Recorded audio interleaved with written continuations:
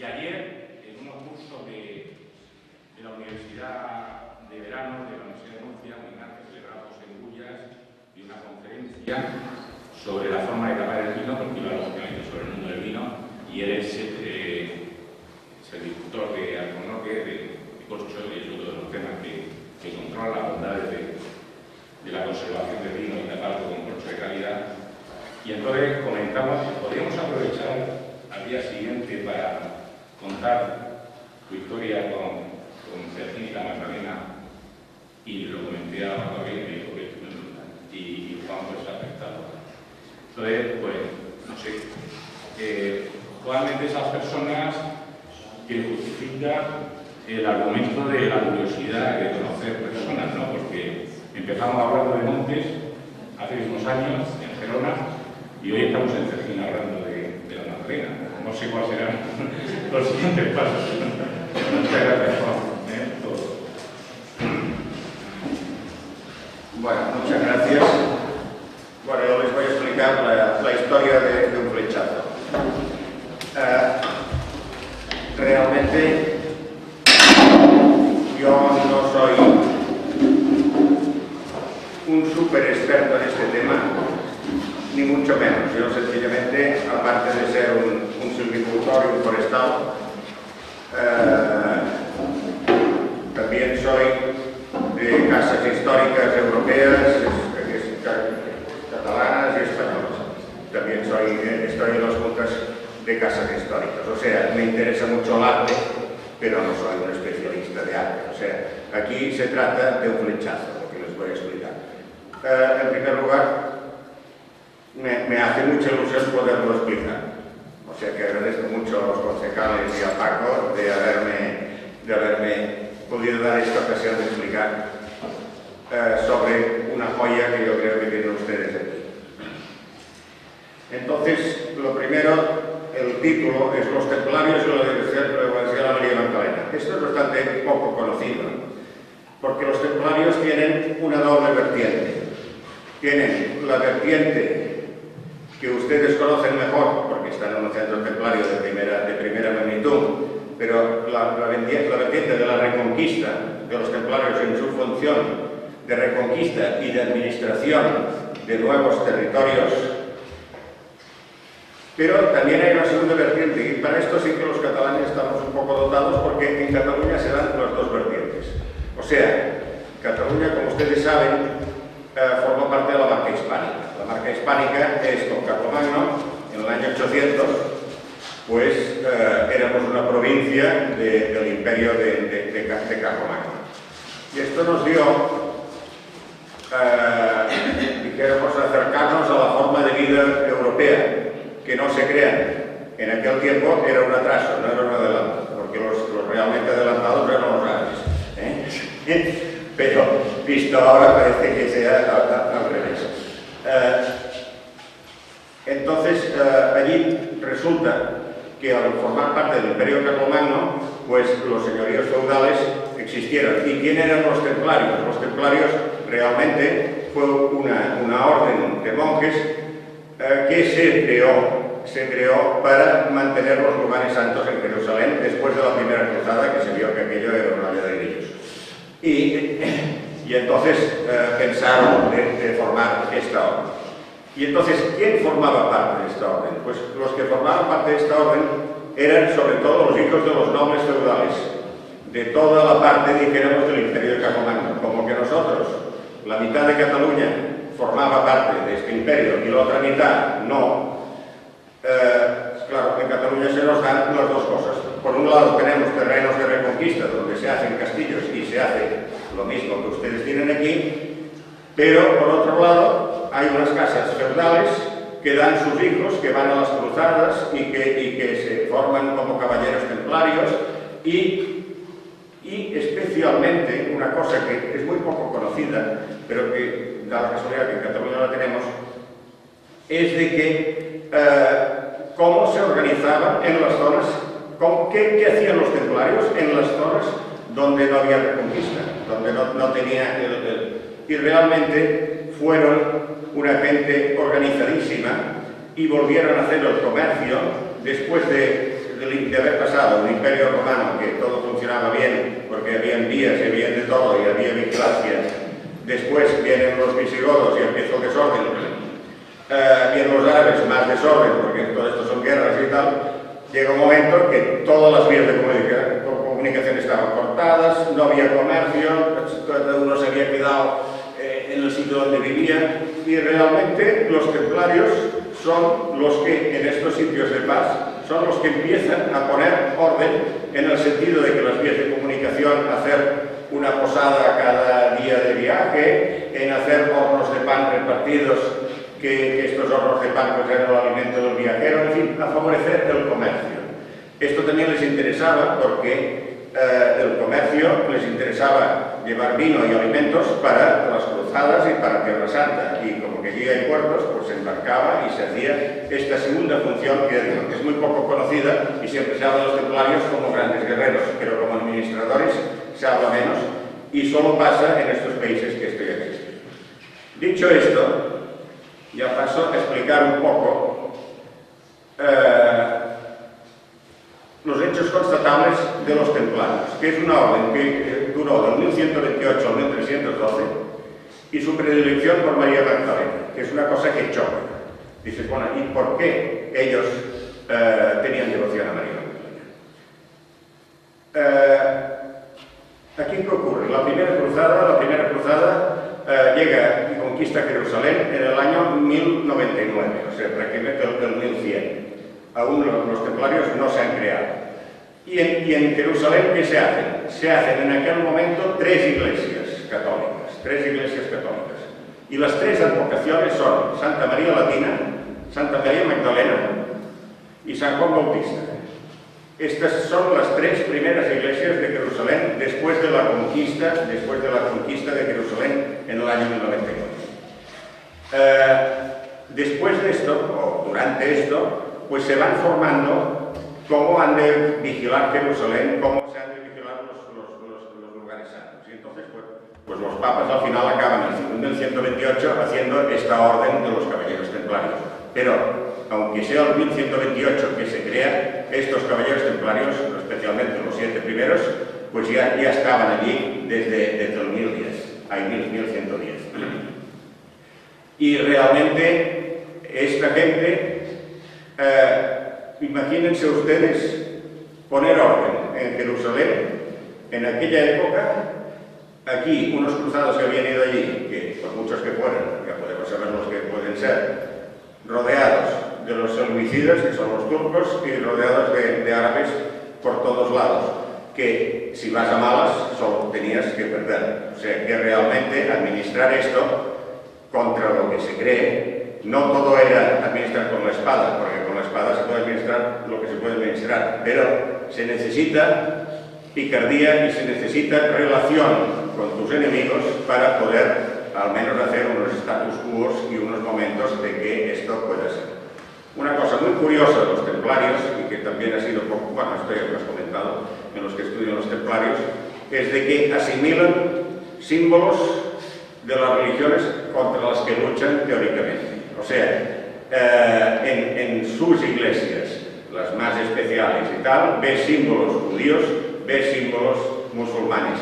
Y dice, bueno, pues hace gracia de que precisamente los templarios son los que traen estos símbolos. Otra cosa que traen los templarios de Jerusalén es el gótico.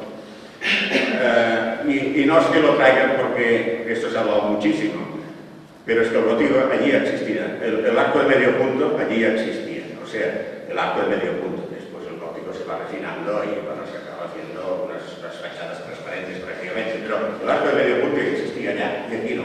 Pero ya sí. O sea, realmente ellos allí es una fuente de cultura para ellos. Es una fuente de lucha, pero también es una fuente de cultura. También llama la atención de que las tres primeras advocaciones de Jerusalén sean estas tres. Esto llama la atención, pero esto no se puede... A ellos no les atañe porque es un poco anterior. O sea, ya se habían hecho estas iglesias cuando ellos empiezan su misión. Pero realmente ellos lo aprenden allí. El modelo de advocaciones fue seguido, añadiendo la de Juan Evangelista en todos los lugares donde pasaba. O sea, realmente se puede seguir la pista de los templarios viendo las advocaciones que hay de María, de la Virgen, que esto es la mayoritaria, y esto no es que sea muy característico, porque la Virgen, no, los templarios y muchos otros han hecho advocaciones a la Virgen, pero lo que sí que es característico es María Magdalena y los dos Juanes, esto sí. Y realmente estas advocaciones se van repitiendo por todos lados donde ellos pasan, y esto es demostrable, y puedes decir, y ahora ya es a la inversa, cuando ves una María Magdalena dices, bueno, ¿esto qué? También puede ser del siglo XVIII, pero muchas veces las raíces se van muy atrás. Entonces, yo he hecho un estudio en Cataluña de esto de María Magdalena, ¿qué pasa? De la época, las de María Magdalena de la época románica. Y entonces, en este estudio, he considerado 39 iglesias dedicadas a María Magdalena de época románica, o sea, iglesias románicas. Y he visto que un 18% lo fue directamente por los templarios. Los templarios, un 18% de las iglesias que se llaman Magdalena, fue ellos que pusieron el nombre, la advocación. Un 20% por los monasterios. Entonces, bueno, también hay que ver que los monjes templarios eran monjes armados, pero eran monjes. Y entonces, quien realmente hizo la orden de los templarios fue el obispo Bernardo de Claravall, un francés que era dominico precisamente, y hizo esta orden. Entonces, esto también quiere decir que los monasterios estaban en el ajo de la moda del momento, de ellos que venían y iban, pero los monasterios realmente estaban absolutamente en el ajo. Y las mismas advocaciones, cuando un nombre está de moda, se ponen. Y los monasterios eran parte de esta moda. Y más por una lucha que hubo, una discusión que hubo entre monasterios para quién se atribuía a las María Magdalena, ya lo explicaré. Y después un 51 por señores feudales. Estos son los señores feudales que os he explicado, que sus hijos son los que van a las cruzadas y son los que son caballeros templarios. Por lo tanto, esto quiere decir que esta devoción estaba arraigada en estas familias. Y era un tema arraigado al modelo feudal del momento. ¿Por qué los templarios eran devotos de Santa María Magdalena? Esto ya es un poco más difícil de contestar, pero muchos templarios que fueron a las cruzadas eran de origen francés. Es más, en la Tierra Santa se los conocía como francos, y muchas veces no lo eran. Para los franceses del sur, María Magdalena los evangelizó. Esto es una cosa poco conocida, quizás por algunos o por muchos, pero hay una leyenda que es la leyenda provenzal. Y la leyenda provenzal explica que María Magdalena, una vez muerto Jesús, fue puesta en una barca sin remos ni velas, en una barca en el mar Mediterráneo y dejada al azar para que murieran con Lázaro, su hermano, con Marta y con una criada. Porque María Magdalena, después veremos, era de casa pudiente del momento. Entonces, es como si hubieran ido gallegos a las cruzadas, ellos dirían pues que Santiago fue allí, pues es lo mismo, pero en el caso francés del sur de Francia, que es María Magdalena quien, según esta leyenda, los evangelizó. La Jerusalén de su época le profesaba culto, o sea, ya hemos explicado que había una iglesia importante que es la María Magdalena del Culto. Y ellos eran, ante todo, guardianes de la ciudad, o sea, su misión principal era guardar la ciudad. Por lo tanto, si allí había 3 iglesias y una de María Magdalena, pues era una razón también de peso. El fundador de la orden, Bernardo Abad de Claravall, era fervoroso de María Magdalena. Esto lo hemos sabido más tarde. Yo había hecho una publicación y ponía que precisamente como que este hombre hizo varias órdenes, entre ellas la del Cister también. Y la del Cister prohibió las imágenes. Por lo tanto, yo pensaba que era más bien iconoclasta. Pero después resulta que no. Pues estudiando mejor a San Bernardo, resulta que era un gran devoto de María Magdalena. y con las disputas entre Vézelay y Marsella por las reliquias de María Magdalena, estuvo de moda en los siglos XII-XIII en Francia y el Renacimiento italiano lo reconoce. Esto es lo más importante. O sea, la leyenda provenzal dice que es María Magdalena puesta en esta barca sin remos ni velas. Resulta que los ángeles llevan esta embarcación y desembarca cerca de Marsella en un llamado que se llama Les Saintes Maries, las Santas Marías, en un lugar cerca de Marsella. Y entonces la leyenda dice que Magdalena baja allí, evangeliza, que hasta este momento Magdalena no había evangelizado. Después veremos las citas bíblicas, pero evangelizar no había hecho nada. Allí evangeliza y después se retira a una gruta, a una cueva, a hacer oración y recogimiento de su vida anterior y hacer oración y al final muere en la cueva, que es la Sainte Baume. Pero resulta que esto pasa en Marsella, pero en cambio en época de Carlomagno, que ya sabemos que Carlomagno es en el 800, la capitalidad del imperio de Carlomagno está al norte de Francia, no está al sur. Y al norte de Francia está la Borgoña, y en la Borgoña hay un monasterio que es el de Vézelay. Y entonces este monasterio de Vézelay, ya en la época de Carlomagno, recoge las reliquias de María Magdalena y lo lleva allí. Y hay el templo primero de María Magdalena en Vézelay. Entonces, claro, después, en el siglo XII, se crea un poco de competencia, dijéramos, entre Vézelay y el otro. Pero esto fue bastante bien jugado por los reyes franceses, o aún no eran reyes, pero de zonas de Francia, los Anjou y estos, fue bastante bien jugado, y en vez de anular a uno de los dos, al revés, les dieron renombre a los dos. Pero sí que había una rivalidad entre ellos. Esto también fue una moda más en las cruzadas, de que se hablaba mucho de María Magdalena, porque yo tengo las reliquias aquí, yo las tengo allá, que si tú te has llevado esto, que si lo otro, pero aquí estaba antes, etc. María Magdalena es una personalidad femenina poliédrica y controvertida, muy controvertida. En el cristianismo ya, en los cristianos, muy controvertida. ¿Por qué?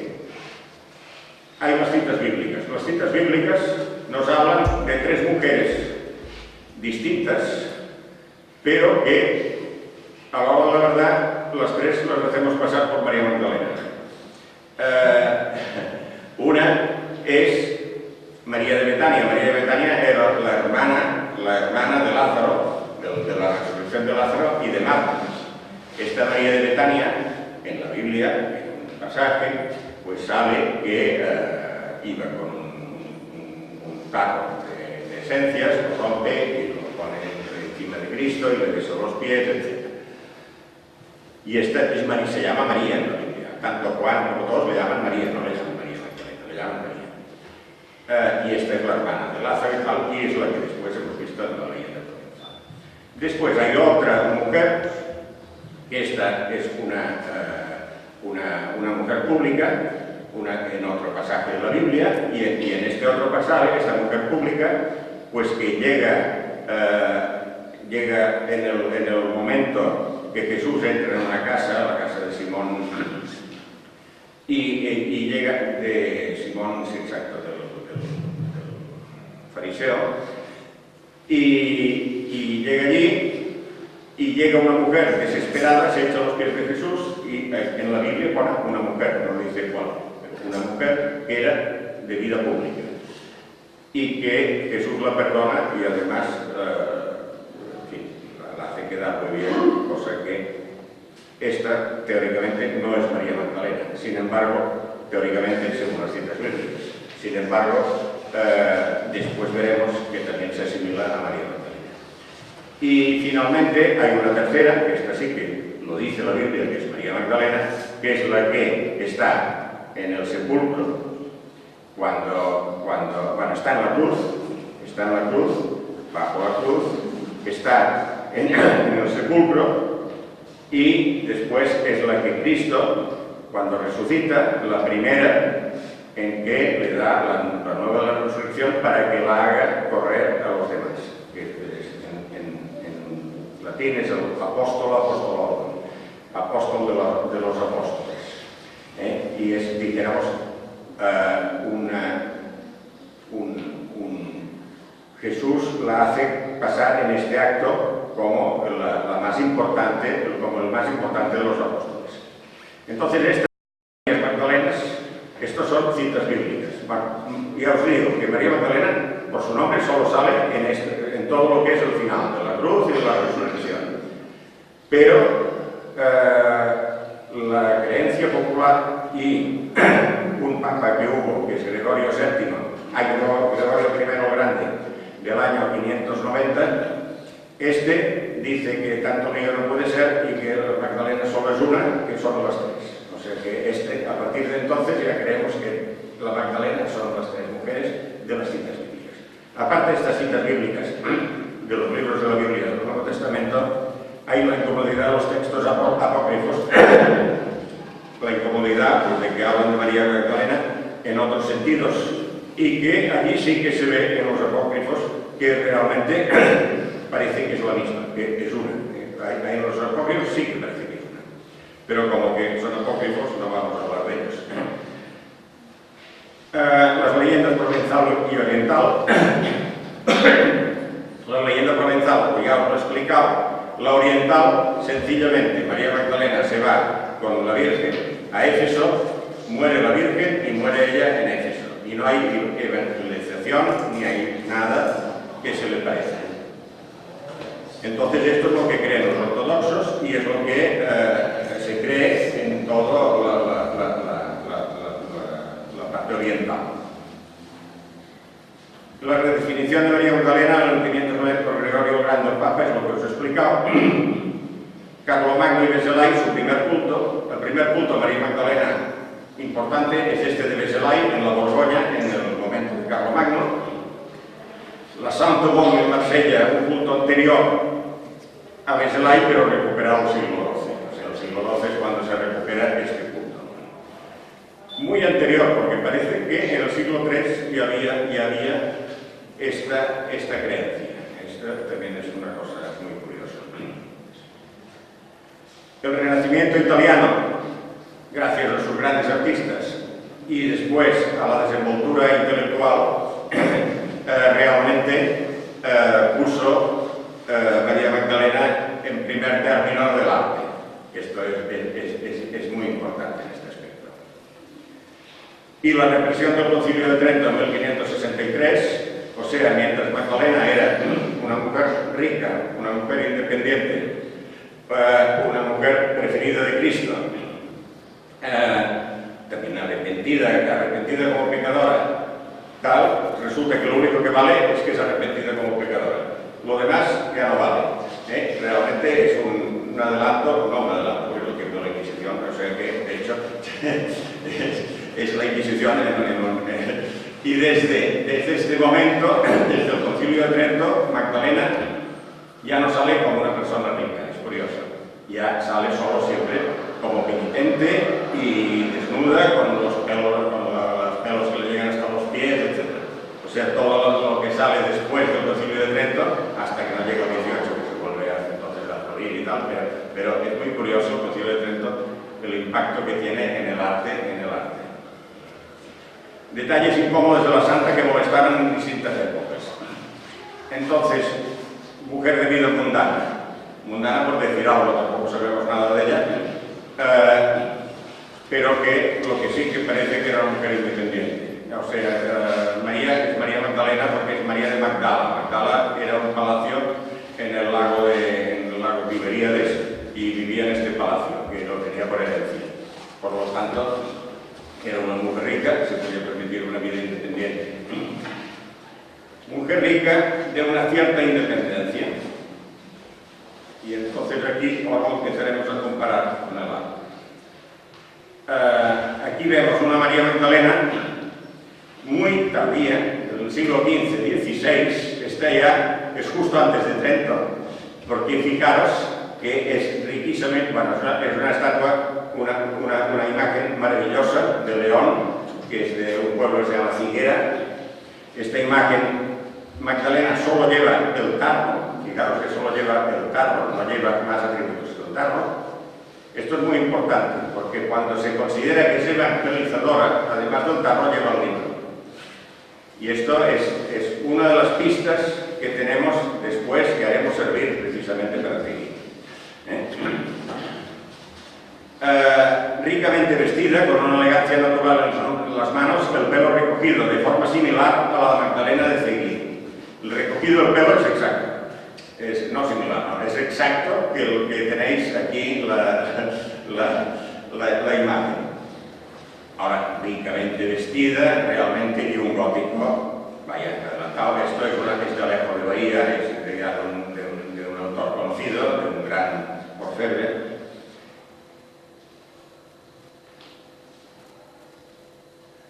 La postración ante los pies de Jesús, secando sus pies con los cabellos en público. Esto es una cosa que realmente sale en muchos sitios, y aquí tenéis una tabla gótica que es el retablo de Santa Magdalena de Perella. Esto está en Cataluña, es de un pintor gótico muy bueno que tenemos allí, que es Bernat Martorell. Está en el Museo Episcopal de Vic este retablo, y tenemos Magdalena vestida de rojo en el centro, y es un poco toda la vida de María Magdalena. El rojo es uno de los atributos de la santa, es un rojo de la pasión, de apasionada, o sea que realmente es una persona apasionada, y esto siempre es en rojo. Normalmente va con trenzas o el pelo suelto, normalmente lleva el tarro, pero fijaros que aquí no lleva el libro. Pero lo bueno es que en la historia de la vida de la santa, fijaros que en donde hay la línea roja, aquí hay una mutilación de Magdalena secando los pies de Jesús. Realmente este cuadro a alguien le molestó que María Magdalena secara con sus pelos los pies de Jesús. Esto realmente yo creo que dice mucho las mutilaciones. Cuando empiezas a encontrar imágenes mutiladas, te das cuenta de lo que creen o de lo que realmente pasaba, ¿no? Entonces, esto a mí yo lo encontré apasionante, que tuvieran en un retablo tan bonito y alto, que hubieran mutilado y también conservado, mutilado solo para que no se viera que Magdalena estaba secando con los pelos los pies de Jesús. También este retablo es interesante porque, si os fijáis, esto puede ser una Santa Cena, porque todos son santos, y todos son coronas de arriba abajo. Puede ser una Santa Cena también esto. A la derecha, bueno, arriba la crucifixión, y a la derecha, arriba, es lo que os he explicado de la leyenda provenzal. O sea, en una santa cueva, la cueva no es ella, en este caso, sino como que estuvo en una cueva y creó una costumbre eremítica. Después hubieron santos que estuvieron en estas cuevas, y este es uno de los santos. Ella está en los cielos. Y el de abajo a la derecha, fijaros, porque este es precioso, es la muerte de María Magdalena, y Jesús mismo se lleva el alma. El alma es esta especie de halo blanco que le sale de la boca, y es Jesús quien le saca el alma. Realmente este retablo yo lo encuentro precioso, pero bueno, es del 1437, o sea, aquí han pasado seguramente pues 200 años más o menos, o 150 años más de lo que puede ser la imagen de Celi.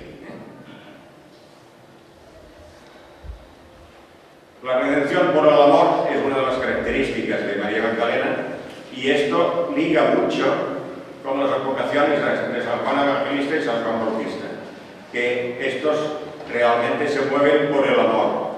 Y esto realmente nos puede dar una pista también de lo que pensaban los templarios, a pesar de que los vemos con la espada y pensamos que están cortando cabezas. Quizás no eran tanto así, sino que precisamente era un tipo de iglesia más de amor de lo que nos creemos. El dispendio de perfumes para agradar a Jesús fue una cosa incómoda, ya lo fue entonces a los mismos discípulos. La predilección mutua por Jesús fue una característica que hirió a muchos en su época y también fuera de su época. y la elección como apóstol apostolorum, o sea, el apóstol de los apóstoles, también es un factor que hirió entonces y después, porque que sea una mujer, esto es una cosa que ha costado 20 siglos en poderlo asimilar bien. Sí. Y la leyenda de evangelización provenzal, como he dicho, lleva el libro. Entonces aquí tenemos una Magdalena de 1345, pero esta, fijaros, que va vestida de monja. Pero no os llame la atención, porque esto es del maestro de Pedralbes. La imagen es preciosa y lo que está mutilado es el libro. O sea, el libro se sabe que es un libro porque esta punta que hay aquí es la punta del libro, pero está mutilada y parece mutilada es profesa. O sea que el hecho de que fuera la evangelizadora de la Provenza no convino a alguien. Esta imagen va vestida de monja porque esta imagen se encontraba, el maestro de Pedralbes, pero es que en Pedralbes, en Barcelona, es un monasterio femenino. Y es un monasterio femenino de monjas. Y estoy seguro que en el encargo le debían decir, oiga, sí, todo lo que quiera, pero nos lo viste de monja. Sí. Pero la imagen es muy bonita. Y es de piedra, y esta ya sí que ya se parece más, me refiero, nos estamos acercando a las fechas de Seguín. Seguín puede ser 100 años antes que esto o 75.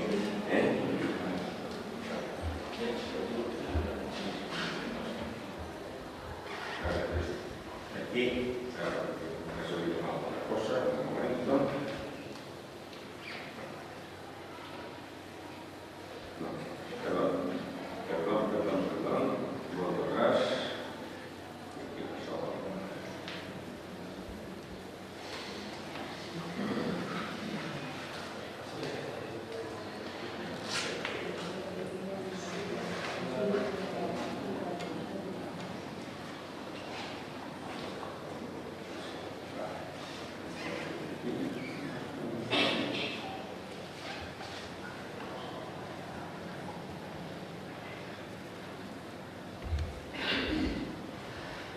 Entonces, trazos fundamentales de su vida para figurar en su iconografía.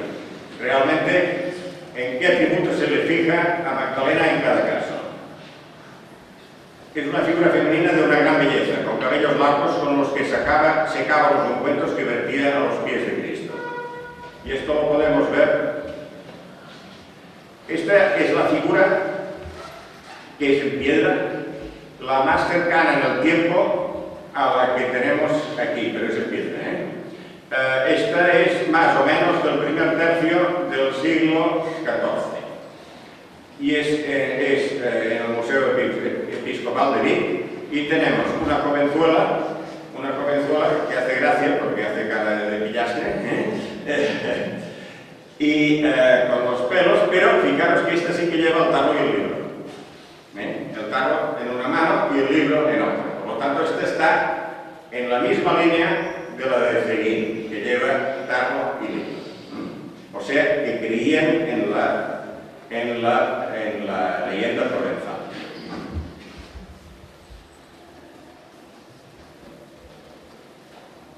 Pecadora arrepentida lo es en vida de Jesús, mal vista en su momento, se retira de mayor la vida eremítica alimentándole a los ángeles.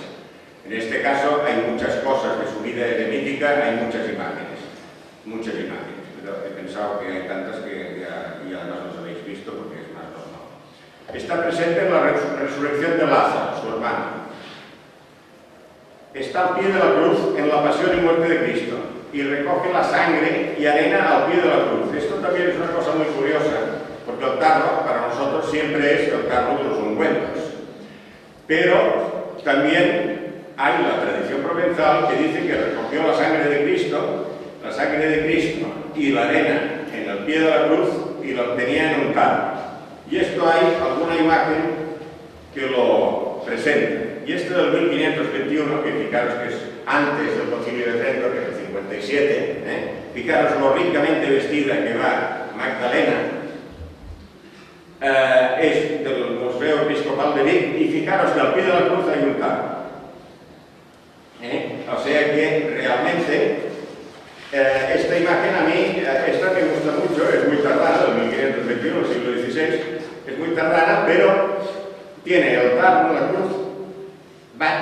ricamente vestida, o sea, realmente le da un porte muy señorial a esta Magdalena, muy especial.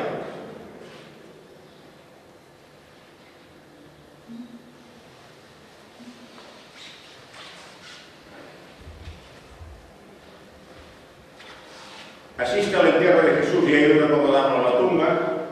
Es la primera a la que Jesús resucitado se le aparece, el Noli Me Tangere. Esto también es muy bonito, porque el Noli Me Tangere es un tema que aparece en todos los pintores, que es el momento de la aparición como Jesús resucitado a Magdalena. Jesús no se deja tocar, le dice: no me toques, Noli Me Tangere. Y entonces el Noli Me Tangere, este 2350, vemos a María Magdalena vestida de rojo, con una cabellera tremenda, con Jesús. Este es muy bonito, es del maestro Estopanyà, está en Cataluña.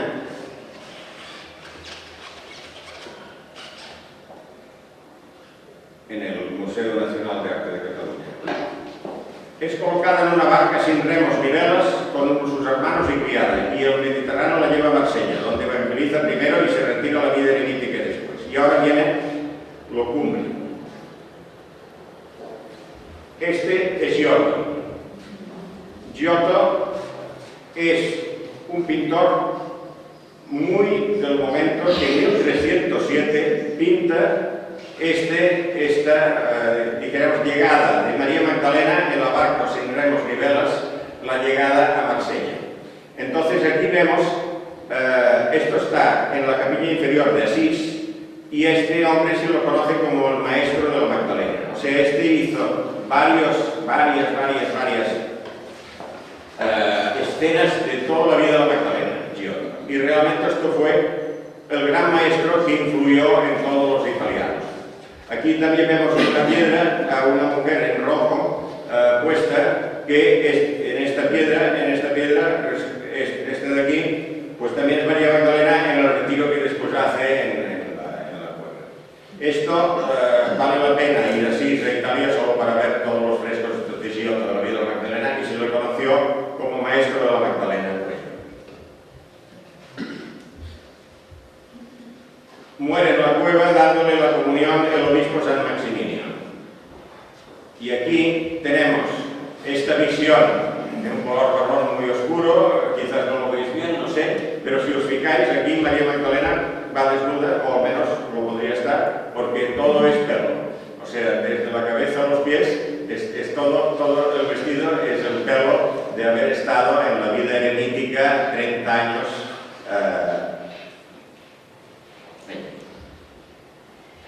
Como atributos lleva el jarro de ungüentos o de arena y sangre de Cristo, según algunos creen, los evangelios. En el caso de creer en la evangelización de Marsella. Y va vestida de rojo y normalmente es visible la melena.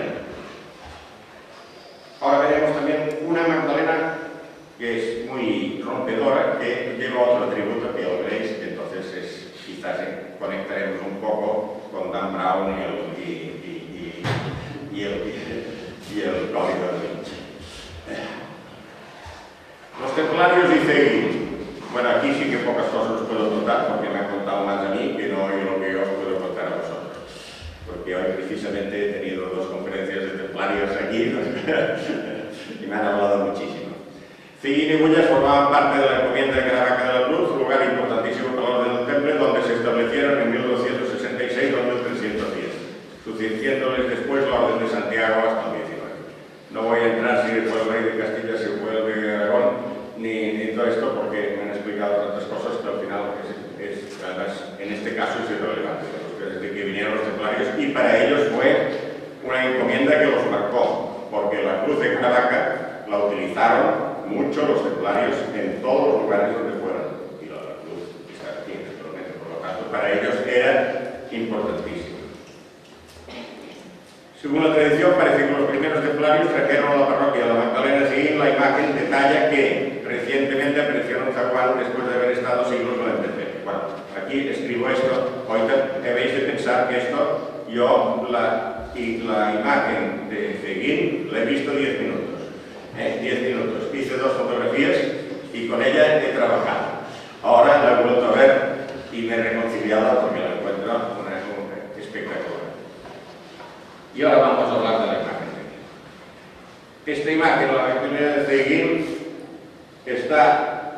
entre el 12 y el 13, más bien el 13, yo creo que es del 13, porque es una talla en madera de roble.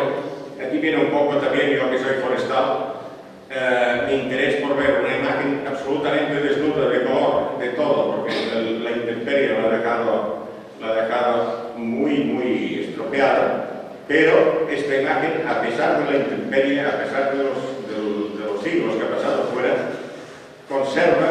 conserva un carácter que a mí me impresionó el primer día, a pesar de que estaba en un sitio oscuro, pero que pensé, esto es de la categoría de la Gioconda en cuadro, pero esta en escultura, deteriorada.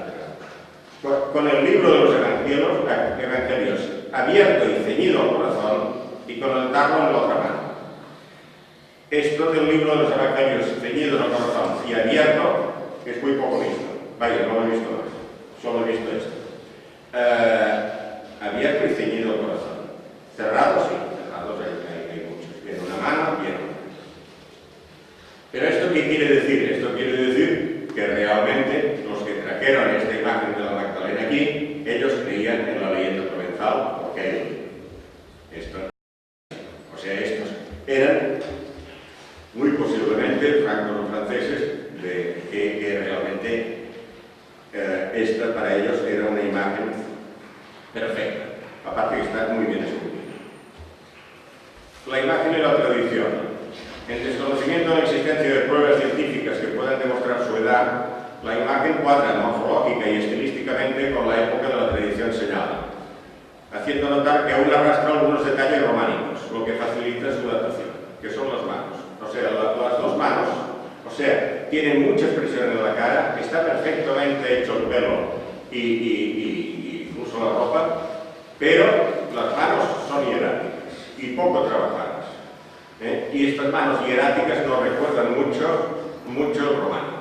Y yo creo que esto puede ser muy importante para una datación más precisa de ello.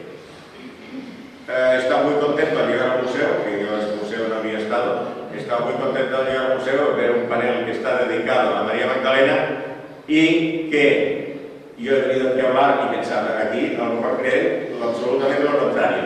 Y no, realmente este panel cuadra perfectamente con lo que yo creo que es. Allí pone una imagen del siglo XIII y creo que es lo que es. La imagen es de alto nivel artístico, con expresión y vida propia, a pesar de su deterioro. Y esto de la expresión y vida propia, esto no lo da cualquier imagen. Y no lo da esto, se necesita un artista realmente bueno para que tenga esta expresión de serenidad que tiene esta imagen.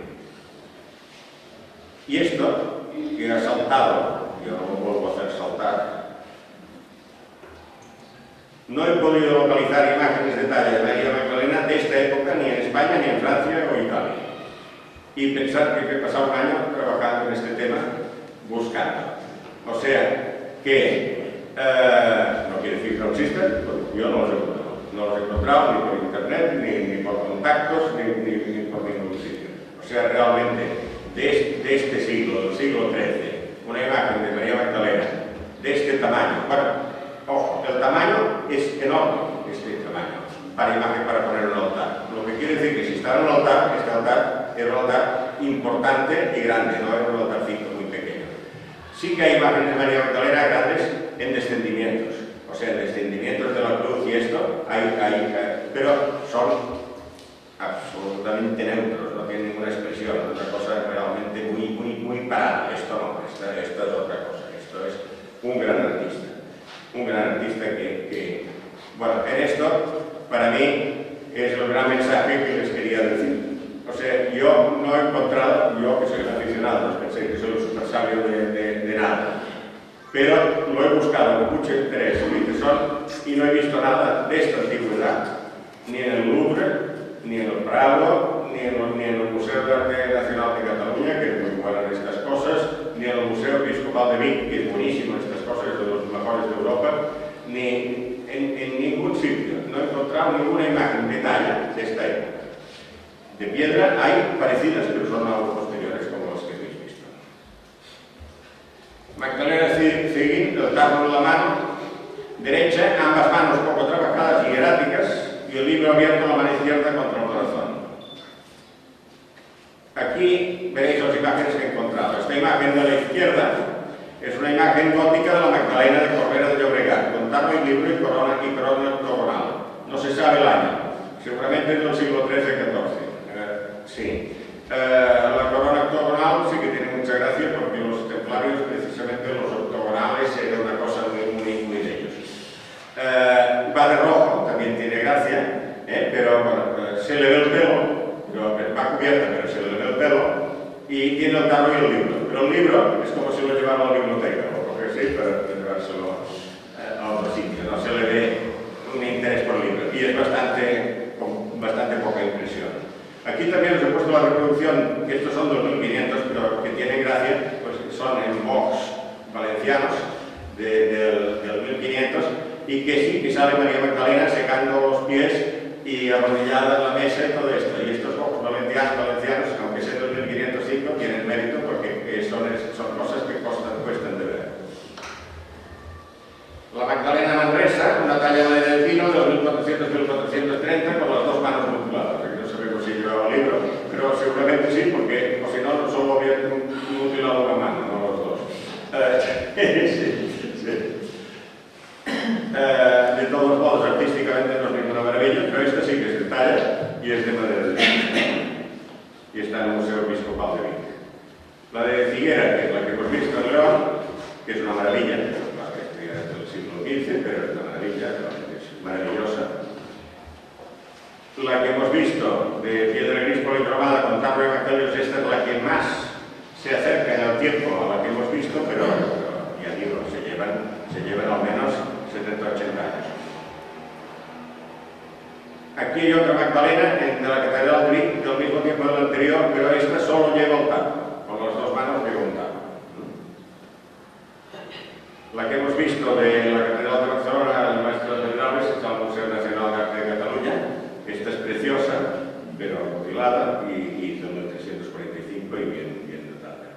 Y aquí os lo pongo esta, porque esto es una pintura, una tela de las Cortes d'un Horno, del 1495 de la Catedral de la Seu d'Urgell, en Cataluña, que está en el Museo Nacional de Arte de Cataluña. Fijaros, esta Magdalena, lo moderna que es de cara.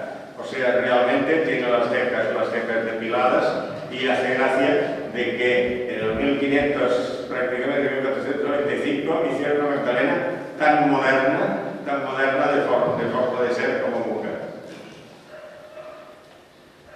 Aquí el frontal del altar de la Piedad de San Juan de las Abadesas. San Juan de las Abadesas. San Juan de las Abadesas. Ojo. Ya he dicho que es una de las advocaciones templarias de San Juan, aquí también en estado.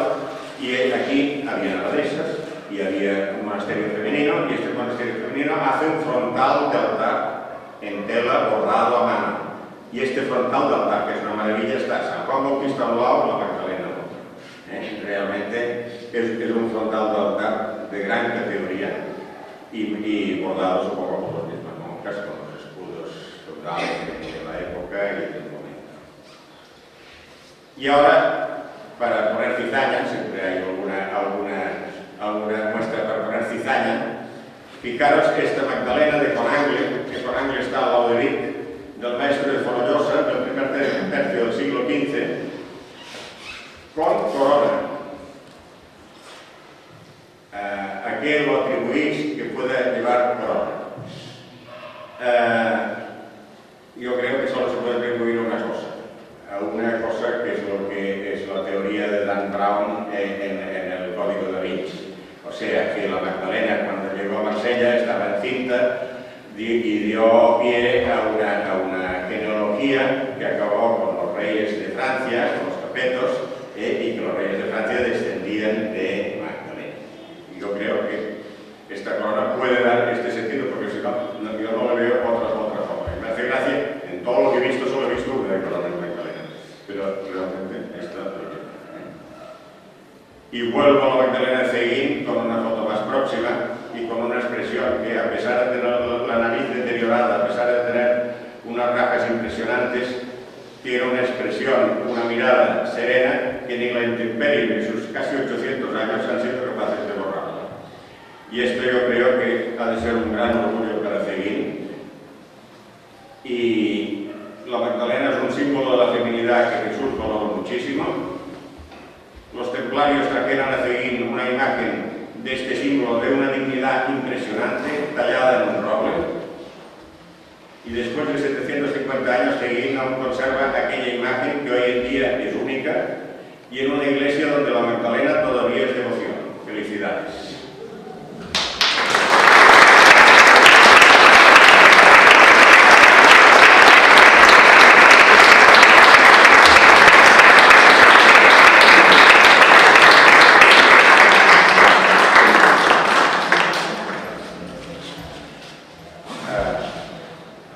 Bueno, yo si queréis preguntar alguna cosa, no sé lo que podré contestar. Yo, es un tema que me gusta y que me he tirado aquí y he visto esto. Entonces quizás sabrán más cosas, es cuestión de estudiar las cosas. Yo lo que veo es de que, en mi punto de vista, es una joya. Es una joya, pero una joya con mayúsculas. Y esta joya con mayúsculas, lo primero que habría de mirar es que se conserve. O sea, que realmente no se pueda robar, que sea realmente de Ceguín y aquí quede. Esto es lo que yo recomiendo encarecidamente. Es una imagen que bien puesta y con seguridad, y creo que puede ser también un motivo de turismo solo por ella misma. Porque realmente si se hace una promoción de esta imagen, naturalmente esto hay que estudiarlo más. Yo he visto esta imagen 10 minutos, o sea que no puedo decir grandes cosas, pero mi impresión es de que es una joya auténtica. Y esto se ha de contrastar mejor, hay que buscar más, hay que investigar más. Yo no aconsejaría hacer restauraciones, porque no es necesario hacerse famoso por una restauración, sino que ya tenéis un material. Y lo que sí que aconsejaría es que fuera un motivo para el Ceguín realmente de visita porque creo que es un motivo excepcional.